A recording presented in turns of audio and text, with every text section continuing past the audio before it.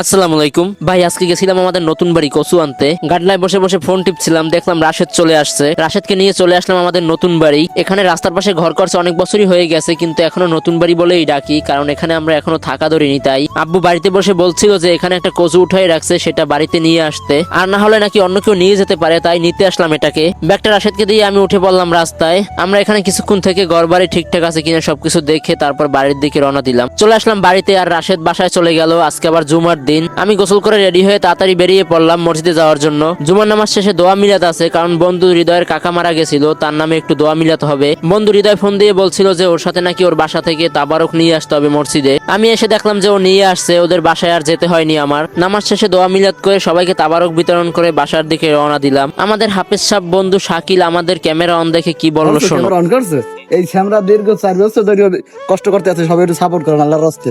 আল্লাহর রাস্তে আল্লাহর দিকে চাইয়া হাফেজ সাহেব বন্ধু আমার কষ্টটা বুঝলো, কি বললো শুনলা তো। তো তোমরা একটু ফলো সাবস্ক্রাইব করে সাপোর্ট করে দাও। আমরা মসজিদের মাঠে বসেই প্যাকেট সাবার করে দিলাম। আর বাসায় নিবো কি। আর তুমি বলো, জুমার নামাজ শেষে কখনো কি জিলাপি মিষ্টি বা কোনো তাবারক পেয়েছো? ভিডিওটা কোথা থেকে দেখলে কমেন্টে জানিও। আল্লাহ হাফেজ।